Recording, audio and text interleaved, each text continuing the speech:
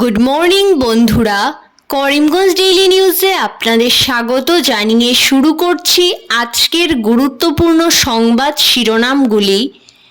রাজ্যে দুটি পর্যায়ে অনুষ্ঠিত হবে পঞ্চায়েত নির্বাচন।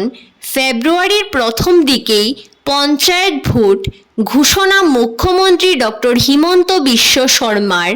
বিস্তারিত থাকবে প্রতিবেদনে। করিমগঞ্জ জেলার নাম মুছে শ্রীভূমি, কবিগুরুকে শ্রদ্ধাঞ্জলি। মুখ্যমন্ত্রী ডক্টর হিমন্ত বিশ্ব শর্মার ক্যাবিনেটের সিদ্ধান্তে খুশির জোয়ার রাজ্যে। আগামী বছরের ফেব্রুয়ারিতে অনুষ্ঠিত হবে আসাম বিশ্ববিদ্যালয়ের 22তম সমাবর্তন অনুষ্ঠান। অনলাইনে আবেদনপত্র জমা দেওয়ার শেষ তারিখ 30 নভেম্বর। ধলাইয়ে শিক্ষিকার শ্লীলতাহানির চেষ্টা, আটক 2।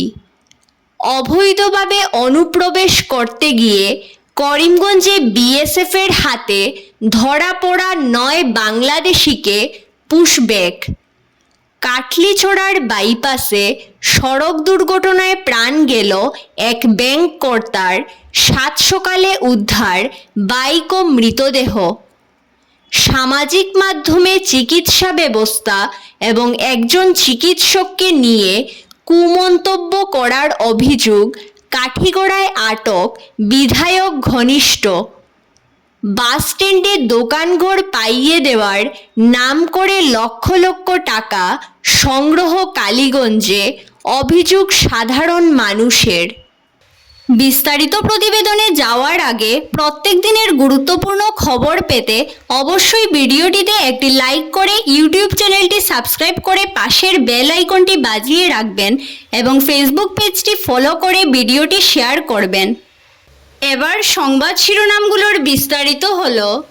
রাজ্যে দুটি পর্যায়ে অনুষ্ঠিত হবে পঞ্চায়েত নির্বাচন। ফেব্রুয়ারির প্রথম দিকেই পঞ্চায়েত ভোট ঘোষণা মুখ্যমন্ত্রীর। 2025 সালের ফেব্রুয়ারির মধ্যে রাজ্যে পঞ্চায়েত নির্বাচনের পর্ব সম্পন্ন হবে। মঙ্গলবার রাজ্য ক্যাবিনেটের বৈঠকে পঞ্চায়েত নির্বাচন নিয়ে বিস্তারিতভাবে আলোচনা করার পর এই সিদ্ধান্ত নেওয়া হয়েছে। এই সম্পর্কে মুখ্যমন্ত্রী ডক্টর হিমন্ত বিশ্ব শর্মা জানান যে আগামী 30 ডিসেম্বরের আগেই পঞ্চায়েত নির্বাচনের ভোটার তালিকা প্রকাশ করা হবে। তারপরে জানুয়ারির প্রথম সপ্তাহে পঞ্চায়েত নির্বাচনের দিনক্ষণ ঘোষিত হতে পারে। ভোটের দিনক্ষণ যথাসময়ে ঠিক করবে নির্বাচন কমিশন। 30 ডিসেম্বরের মধ্যে ভোটার তালিকা প্রকাশ হলে 10 ফেব্রুয়ারির আগেই পঞ্চায়েত নির্বাচনের যাবতীয় পর্ব সমাপ্ত করার চেষ্টা করা হবে।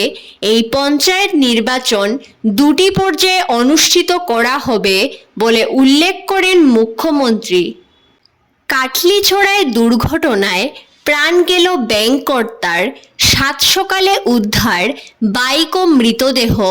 6 নম্বর জাতীয় সড়কের কাটলিছড়া বাইপাস এলাকায় সোমবার রাতে বাইক দুর্ঘটনায় মর্মান্তিক মৃত্যু হল ইউনিয়ন ব্যাংক অফ ইন্ডিয়ার লতাকান্দি শাখার অ্যাসিস্ট্যান্ট ম্যানেজার কানাডো এইচ.এফ থমির।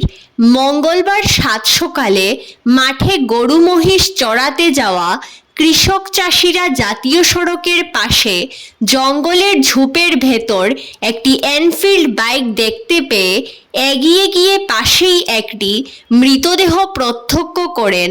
মুহূর্তের মধ্যেই খবরটি চাউর হতেই এলাকায় ভিড় জমে ওঠে। তবে প্রথম অবস্থায় কেউই মৃতদেহ শনাক্ত করতে পারেননি। খবর পেয়ে ছুটে আসে কাটলিছড়া থানার পুলিশ। করিমগঞ্জ জেলার নাম মুছে শ্রীভূমি, কবিগুরুকে শ্রদ্ধাঞ্জলি। মুখ্যমন্ত্রীর ক্যাবিনেট সিদ্ধান্তে খুশির জোয়ার সর্বত্র। করিমগঞ্জের নাম চিরতরে মুছে গেল।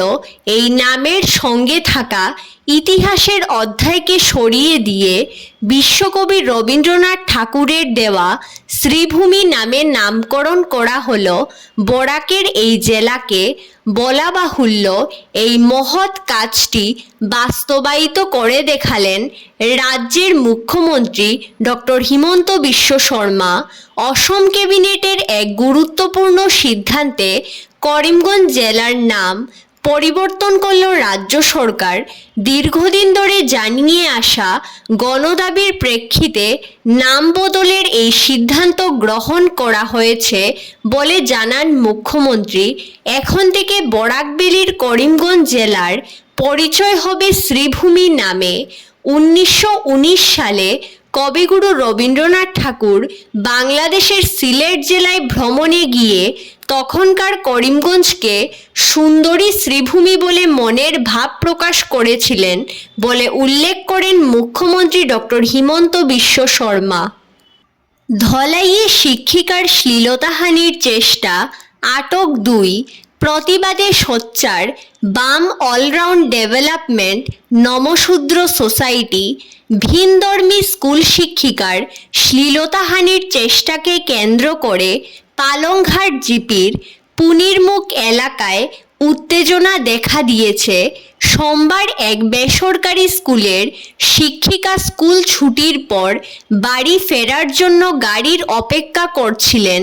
ওই সময় 2 দুষ্কৃতী শিক্ষিকার একাকিত্বের সুযোগ নিয়ে তার শ্লীলতাহানির চেষ্টা করে বলে অভিযোগ।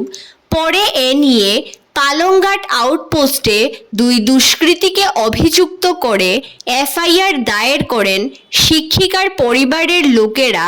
এজাহারের ভিত্তিতে পালংঘাট আউটপোস্টের পুলিশ মামলা রেজিস্টার করে ওই দিন রাতেই 2 অভিযুক্তকে আটক করেছে।